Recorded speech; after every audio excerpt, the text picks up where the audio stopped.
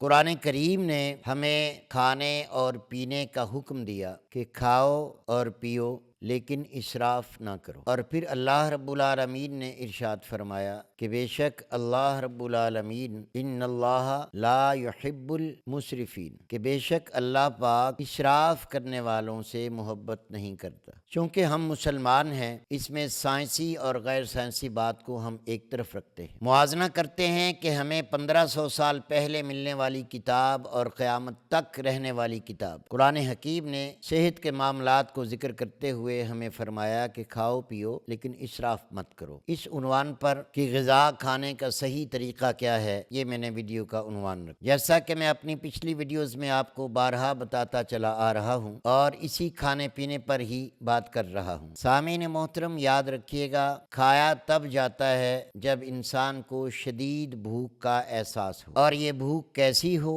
پھر قرآن کریم کی کچھ آیات کا مفہوم آپ کے سامنے رکھوں گا، جو کہ رمضان شریف کے اندر اللہ رب العالمین نے ذکر فرمایا ان آیات میں کہ تم صبح کھاؤ اور پھر غروب آفتاب کے بعد کھاؤ، یعنی روزے کا ذکر کرتے ہوئے فرمایا کہ تم لوگ صبح سحری کرو اور شام کو مغرب کے بعد افطاری کر لو۔ یہ جو گیپ ہے نا کھانے کا، اس میں موسم کے لحاظ سے محترم سامعین و ناظرین آپ دیکھیں، کبھی 16 گھنٹے کا روزہ بنتا ہے، کبھی 14 گھنٹے کا روزہ بنتا ہے، کبھی 12 گھنٹے کا روزہ بنتا ہے۔ یہ میں پاکستان کے وقت کے مطابق کی بات کر رہا ہوں، غیر ملکوں میں کیسے کیسے روزے ہیں، کہیں 22 گھنٹے کا روزہ ہے، یہ آپ مجھ سے بہتر جانتے ہیں۔ اب روزے سے مراد اللہ رب العالمین نے جو خوراک کی تلقین کر دی، اس کے فوائد تو آپ پوری دنیا کو دیکھ رہے ہیں، چینل پر ڈاکٹر بھی سائنسدان بھی آج فاسٹنگ کو تسلیم کر چکے ہیں کہ فاسٹنگ سے بڑھ کر آٹوفیجی کا نظام کوئی نہیں چلا سکتا۔ آٹوفیجی مطلب آپ کے جسم کے اندر زہریلے مواد، کیلشیم کا سٹور، فاسفورس کا سٹور، میگنیشیم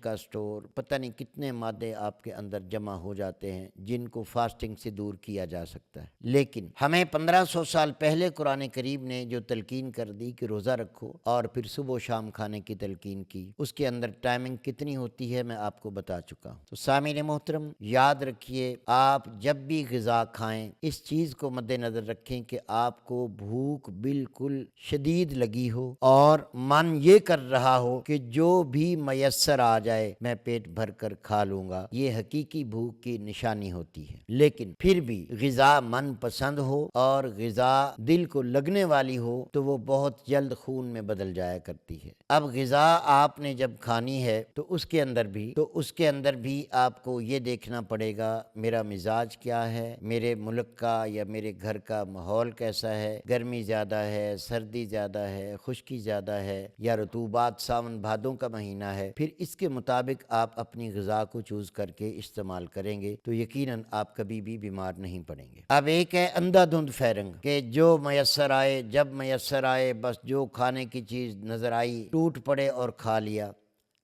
پھر کیا ہوتا ہے؟ ہاسپٹلز کے چکر، کلینکس کے چکر، ڈاکٹروں کی اپوائنٹمنٹ، رپورٹس کے تھدے، اور پھر در بدر بھٹک کر دعاؤں کو کھا کر انسان تباہ ہو جاتا ہے۔ سامعین محترم، غذا کھانے کا صحیح وقت میں آپ کو بتا چکا ہوں کہ شدید بھوک ہے۔ اب شدید بھوک کے ساتھ آپ جب من پسند غذا کھائیں گے، اگر آپ صحت مند ہیں، تندرست ہیں، آپ کو کوئی بیماری نہیں، آپ شدید بھوک کے ساتھ جو مرضی کھائیں، آپ کو کبھی بھی کوئی تکلیف نہیں ہوگی، کیونکہ آپ کی طبیعت پہلے نیوٹرل ہے، معتدل ہے، آپ کا مزاج بالکل ٹھیک ہے، تو آپ کو ہر کھائی ہوئی غذا ہضم ہو جائے گی۔ نمبر 2، اگر آپ بیمار ہیں تو آپ کو پھر یہ تجوید کرنا مشکل ہوگا کہ آپ کیا کھا سکتے ہیں کیا نہیں کھا سکتے۔ یہ صرف آپ کو ایک فاضل طبیب ہی بتا سکتا ہے کہ آپ کا مزاج کیا ہے، آپ کی غذا کا کیا مزاج ہونا چاہیے، آپ کے گھر کا ماحول کیا ہے، اس ماحول کے اندر کس طرح رہنا چاہیے، اے سی لگا کر رہنا چاہیے، کولر لگا کر رہنا چاہیے، ہیٹر لگا کر رہنا چاہیے،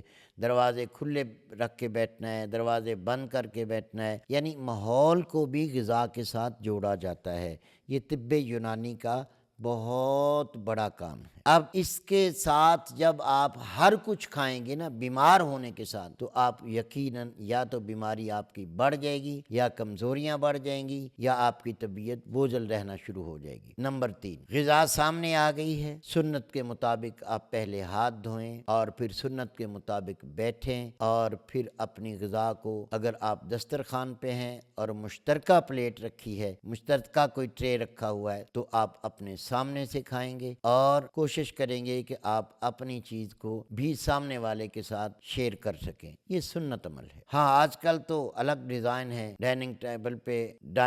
ٹیبل پر کھانا آ جاتا ہے، الگ الگ پلیٹس آ جاتی ہیں، چمچ آ جاتے ہیں، اور بہت دیگر لوازمات ہوتے ہیں۔ اس وقت آپ نے جتنا کھانا ہے، یاد رکھیں ایک حصہ ہوا کے لیے چھوڑ دیں، ایک حصہ پانی کے لیے چھوڑ دیں، ایک حصہ معدے کا غذا کے پھولنے کے لیے چھوڑ دیں۔ اور آپ کو اگر 3 روٹی کھانے کی بھوک ہے تو آپ 2 کھائیں، 2 کھانے کی بھوک ہے تو آپ 1.5 کھائیں، اور اگر آپ نے ایک وقت میں اگر آپ نے 3 روٹیاں کھائی ہیں، محترم خواتین و حضرات، جب تک دوبارہ آپ کو 3 روٹیاں کھانے تک کی بھوک نہ لگے، آپ سمجھ لیں کہ آپ جھوٹی بھوک کے ساتھ یا کھانے کی خوشبو اور اس کا ذائقہ اور رنگ و روغن دیکھ کر آپ کھانے کے قریب جا رہے ہیں، ابھی آپ کے معدے کو بھوک نہیں لگی۔ بس یہ اصول یاد رکھیے گا محترم خواتین و حضرات، اگر آپ نے پہلے وقت میں 3 یا 2 روٹیاں کھائی ہیں، تب تک آپ دوبارہ روٹی نہ کھائیں جب تک آپ اتنی ہی روٹی کی مقدار دوبارہ نہ کھا سکیں۔ یہ ایک اصول غذا ہو گیا، یعنی آپ کا معدہ ساری روٹیوں کو، سارے کھانے کو ہضم کر چکا ہوگا، تب آپ کو اتنا کھانا کھانے کی گنجائش ہوگی، اور اگر اس سے کم کھانے کی گنجائش ہے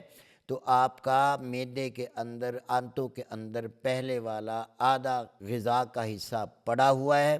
وہ ابھی ہضم ہو رہا ہے۔ آپ نے رنگ اور خوشبو کی خاطر اور کھا لیا تو آپ کا معدہ یا پہلے والی غذا کو چھوڑ دے گا یا بعد والی غذا کو چھوڑ دے گا۔ آپ کی دونوں غذاؤں میں سے کوئی ایک غذا کچی، غیر منہضم رہ کر، تعفن شدہ ہو کر، خمیر بن کر، وہ آپ کے لیے عذاب جان بن جائے گی۔ یاد رکھیے گا محترم سامعین و ناظرین، جب تک پہلی کھائی ہوئی غذا ختم نہ ہو جائے، جل سڑ نہ جائے، روزے جیسی بھوک نہ لگ جائے، آپ دوبارہ غذا کے قریب نہ جائیں۔ حکیم ضیاء آپ سے وعدہ کرتا ہے اللہ کے فضل سے آپ کبھی بیمار نہیں ہوں گے۔ مطب ابن طبیب پر free online check up کیا جاتا ہے۔ ابھی ہمارے واٹس ایپ نمبر پر رابطہ کریں اور گھر بیٹھے اپنا مزاج معلوم کریں۔ اپنے مزاج کے مطابق غذائی چارٹ یا دوا کا کورس منگوائیں۔ آئیں فطری اور قدرتی طریقہ علاج کی طرف، مطب ابن طبیب کے ساتھ۔